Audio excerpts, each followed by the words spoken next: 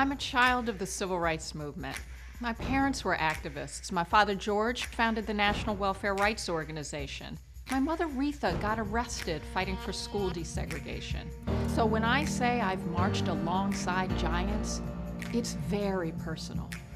Since before my parents even dared to marry, the Leadership Conference on Civil and Human Rights has been at the center of every major push for freedom and equality. It helped pass the Civil Rights Acts, the Voting Rights Act, the Fair Housing Act. It helped organize the March on Washington in 1963, and it keeps on fighting. It is a part of American history, and it remains a fierce force fighting to define our future. As a young civil rights attorney, it was my sheroes and heroes in this powerful coalition of now more than 230 organizations who taught me how to speak truth to Congress, how to bring a diverse group of people to one table to fight side by side.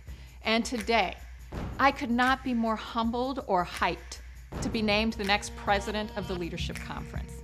It's a homecoming, but it's also a mission. This nation may seem divided, but the Leadership Conference is America. Drum majors for democracy. People who come from different communities and callings, but share an abiding belief that everyone deserves justice and equality. We do not shrink from this moment. I don't need to tell you that the progress we've made as a people across our many movements is in danger. We confront extremism, violent hate, and a dangerous erosion of our democracy and our fundamental rights. Even truth and knowledge are under attack. My parents never promised me that the fight would end with them. They prepared me to continue it. Shortly before my father died, a friend asked him when he would stop fighting. He was clear: when nobody is hungry. His friend said, but there's always going to be poverty.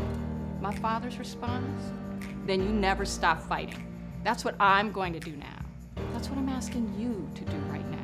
To march with me and the Leadership Conference, inspired by the giants before us, to make our own footprints now. A new generation who future generations will look back on and say, they faced the odds and changed them.